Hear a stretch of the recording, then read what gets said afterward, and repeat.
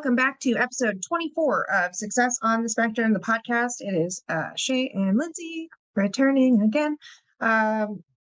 Brittany will be back. She is having a big life things, launching businesses and all of this stuff. So we will see her return. Until then, you got us, and we're going to start having some guests. So welcome back, everybody. We're going to start having guests, and it's going to be so good. Yes. If you are out there and watching also and are either neurodivergent and successful, or neurodivergent and a parent, or parenting a neurodivergent, or in that realm of professional space also, please connect with us, because it's going to be an open guest list. Yes. All right.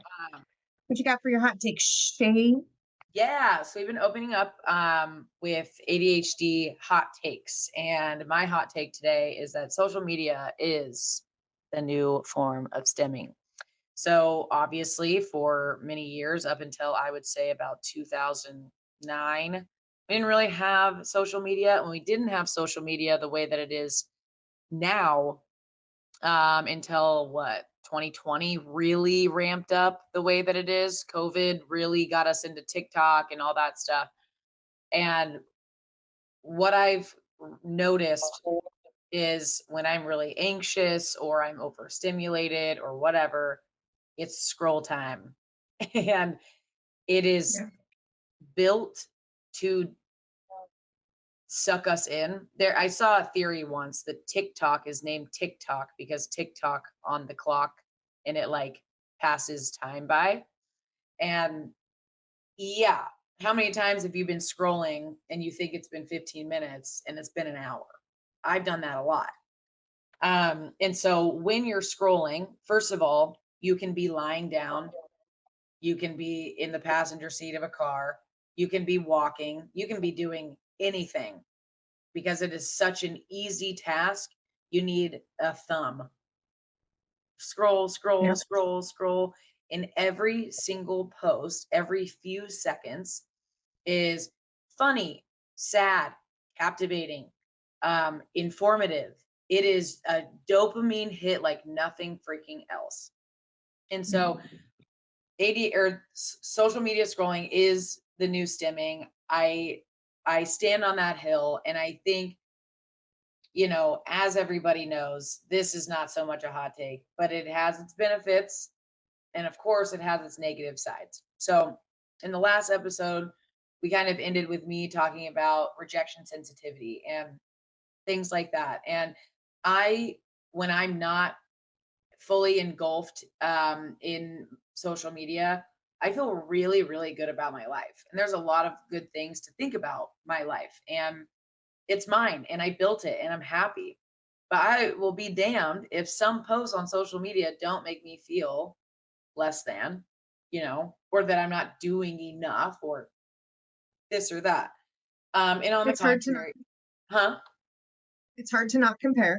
Yeah, definitely. And which is obviously the thief of joy, but yeah, it's very, very stimulating. We have colors and we have scripts, and people are teaching each other on their platforms how to be more captivating on social media. You see it all the time.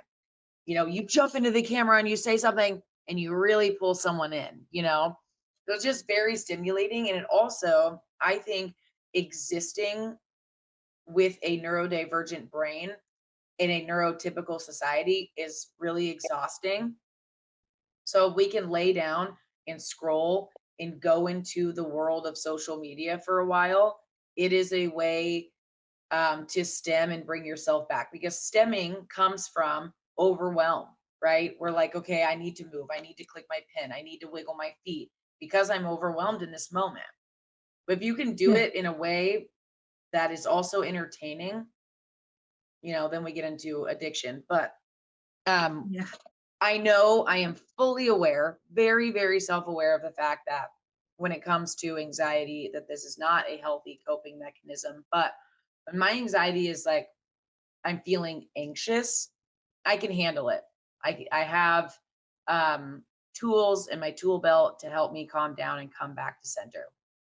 When I am verging a panic attack, I stick my face into social media. So because it's so overstimulating that I don't think about whatever I was anxious about, and I can kind of dig myself out of it that way. I know it's not super healthy, but I do that. So, but It does help you re-regulate though, especially if you like, you know, have exact, feeds. yep. Oh yeah. Everything. That's another thing is everything is catered to your liking. So it's Yeah. gonna, you know, yeah, 100%. Oh, definitely. Oh yeah.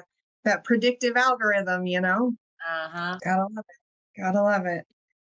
Oh man, that's a great hot take. Heck yeah. It really is. I find myself doing it. Yep.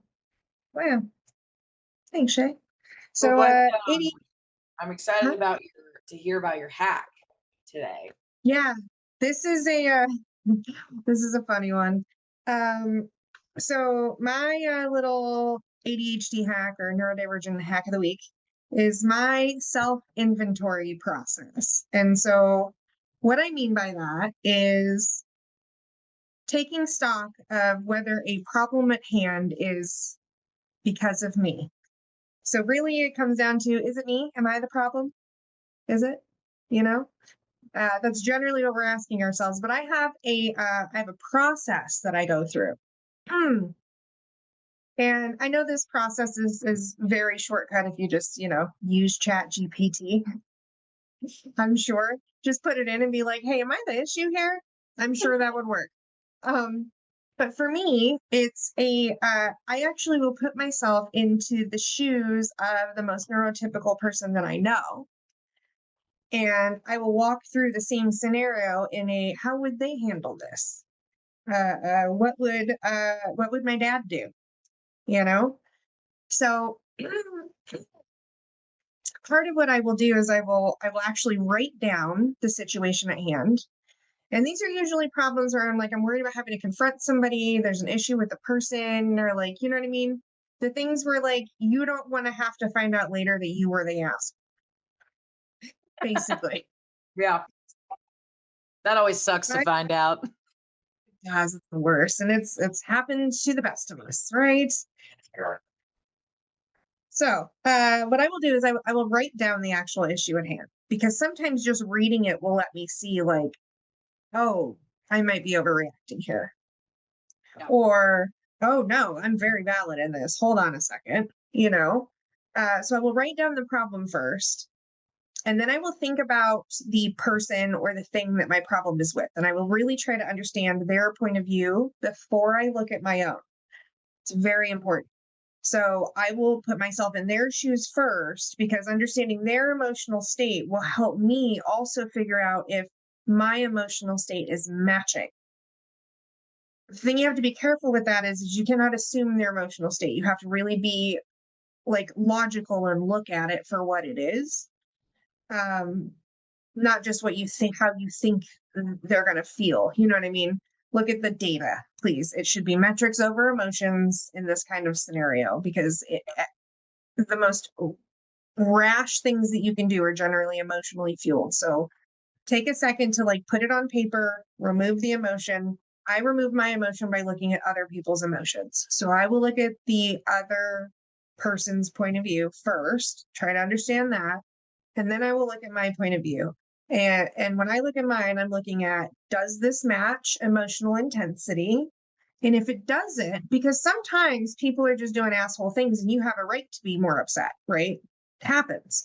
So then I will look at, if that's not matched, does my emotional reaction match the level of the issue?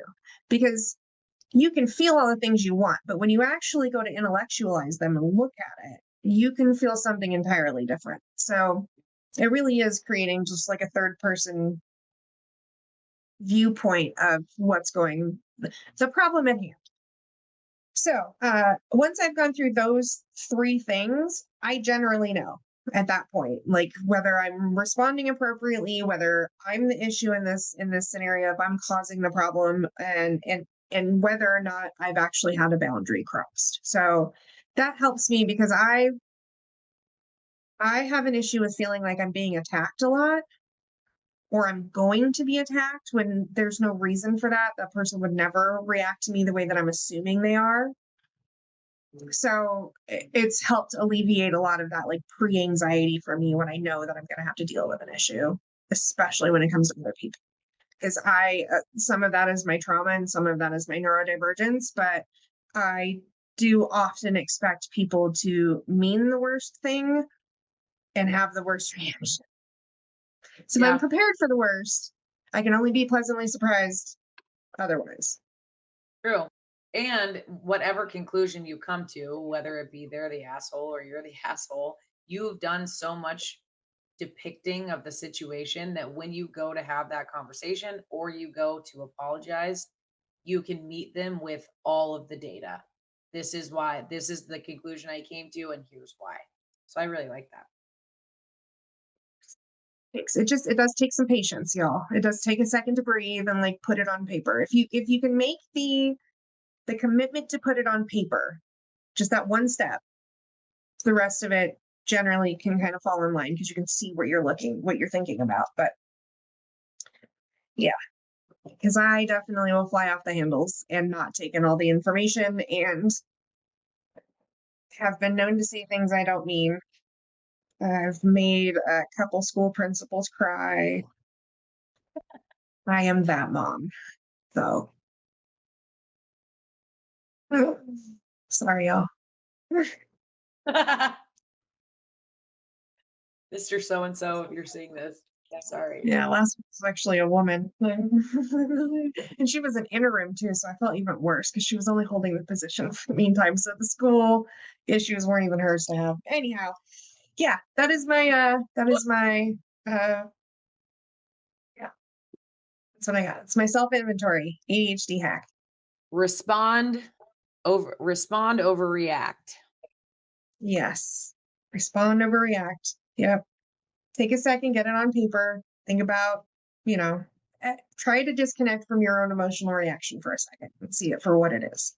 Yep. That's just a system that I figured out that works for my brain to be able to disconnect from it. Because that's one thing as neurodivergents, we feel things a lot deeper, I think, the most of us. And so 100%. Grace for that, and some space for that.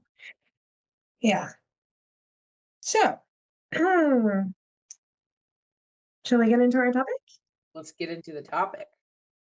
Okay. The topic is it chaos or comfort? An unknown addiction. I think a lot of us have this. So, what that comes down to, what we mean by that is, are you in your relationships, professional space, home life, etc., finding or creating chaos because that is what feels like your comfort zone, because that is how your brain operates best, because a lot of us do have like chaos is what feels normal, but also the living in the realm of chaos and the I hate to say drama, but the energy excess that is in that space, right? Yeah. So, and I think a lot of us over the course of our lifetimes become addicted to that, and so we search for it. Yes. And The issue is that it's really wild how important dopamine is. It is extremely important in our lives for that to be regulated, and ADHD specific don't have regular dopamine levels. So where can we find that? Drugs and alcohol, drama, relationships, self-sabotaging your professional life. Because I think a lot of neurotypical people confuse healthy and non-toxic with boring. And boring feels uncomfortable because it's not exciting, whereas when things are going really well, we self-sabotage. when our relationship's really healthy, we start a fight, you know, Yeah.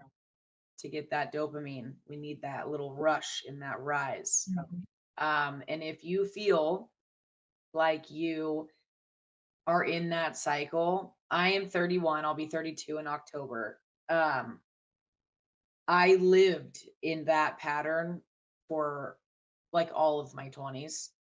Um, and I do want you to know that it's going to take some work to feel comfortable without chaos.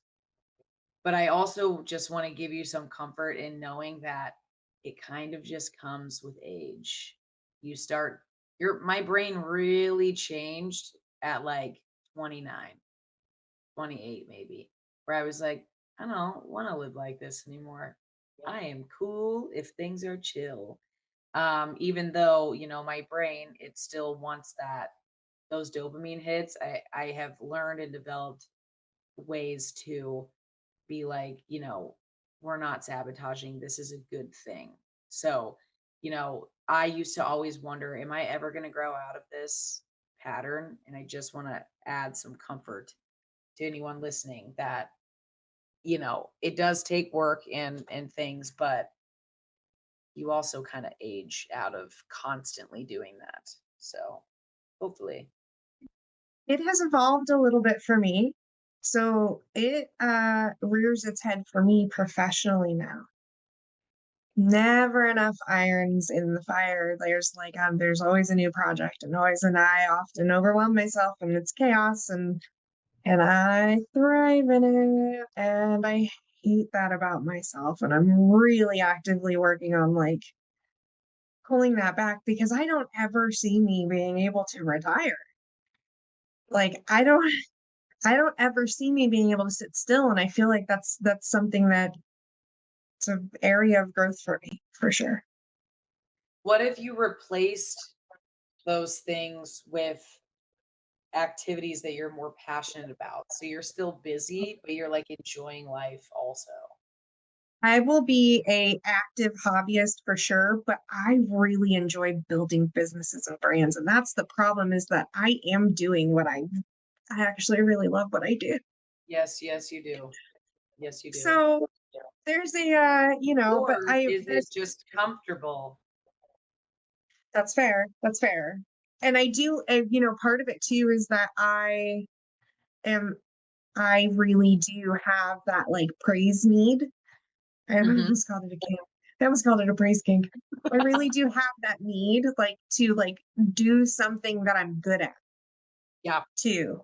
I like the fact that like I'm good because I love what I do, but I also really love that I'm good at it, yeah. you know? And so there's an interesting like, and I'm sure there's ego in there too, I'm sure. Uh, but there is an interesting like, what do I do with that eventually, when I'm not? And honestly, it'll probably end up coming down to like, I'm a kick-ass grandma. And hopefully there's a bunch of, Facts. because Well, then, we keep talking about the rejection sensitivity, but I think it can be addicting to be good at something because we get told that we're good all the time. And unfortunately, by teachers and parents and friends' parents and whatever, friends themselves, when we were growing up, were like, you're not good. You're annoying. You don't sit still. Your grades suck. Blah, blah, blah, blah, blah. So to find something that we're good at, it alleviates the fear of rejection sensitivity because you're like, I got this. I built how many businesses and I killed it every time and everybody loves me and everybody's making money and everybody's good. I don't have a fear of being rejected around here. So I'm going to stay like in my safe place, you know? yeah, So, yes.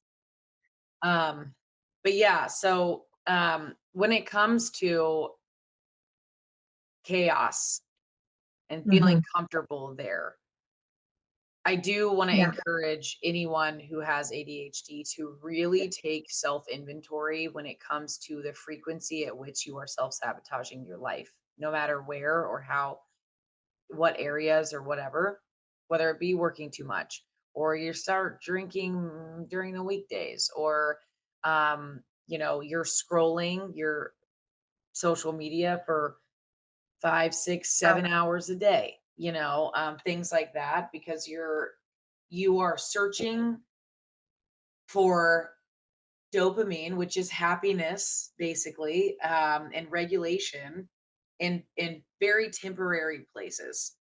So if you're feeling like you're thriving in the chaos, just want you to understand that you're probably not thriving as much as you think you are or could be.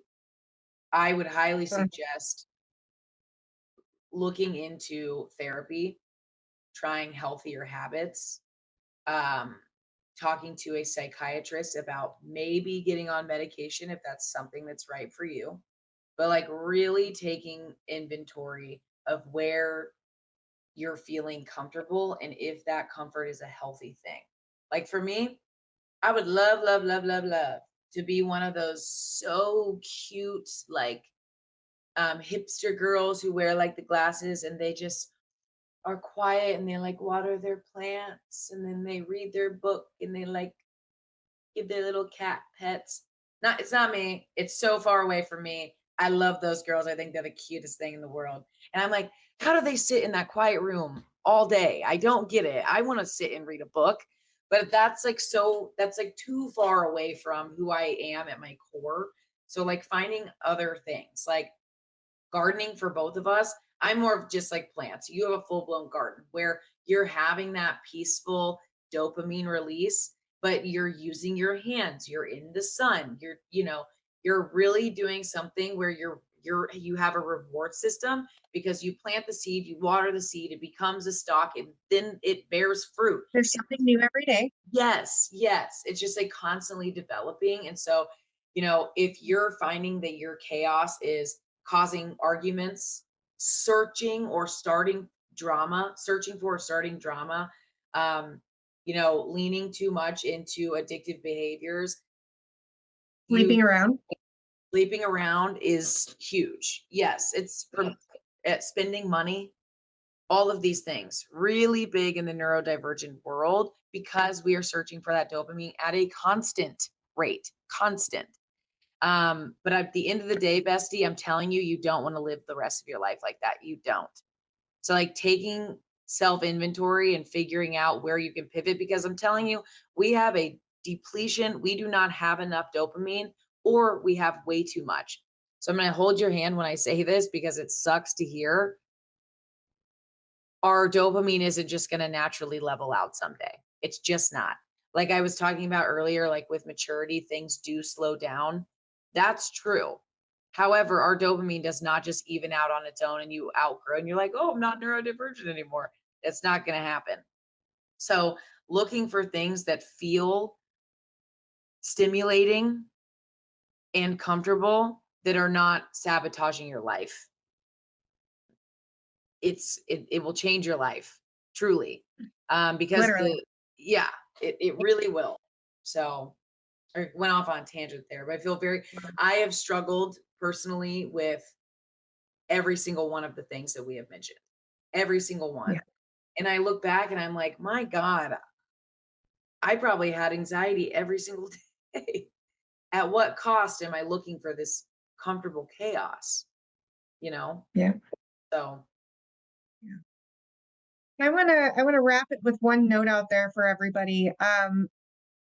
Your social media scrolling may be feeding this. I just want to put that out there. For those of you that are really sucked into the hours a day of like the dopamine hits from the social media, take a look at the things that are in your feed. I just do a little self inventory. If this is speaking to you right now out there, just go take a look at the things that are in your feed and tell me if the things that are in your feed are not creating almost an anxiety or a chaotic or a uh, unknown almost feeling. Because I would bet in some of the, because I work in social media all the time, so I am constantly taking in ingest of data for how people are absorbing it, and we run a pretty we have a good amount of traffic. So looking at even our analytics on our neurodivergent page, I can see the things that people pick up on, right? And so I would bet for those of you out there that are like living in this state of chaos, I would bet that your social media feed probably reflects that and is also contributing to this rampant imbalance in your dopamine, etc. levels. So if that is you out there, I would say just take a peek at that because it might be an area to start making some progress in. And it's just limiting your screen time and changing the things that you're looking at when you're on there. Yes. Yes. I built a very successful region in door-to-door sales in from 2020 like 1 to 2024. And one of the first things I did, because I was losing focus, I unfollowed, like I used to follow like It Girl and stuff like that. And it's all about like drinking vodka with your girlfriends and dating a bunch of men and whatever. Stupid shit I used to watch when I was in my early 20s, but I just never unfollowed. I unfollowed all of it and replaced all of the accounts that I unfollowed with business development, leadership, sales, mental health, setting goals.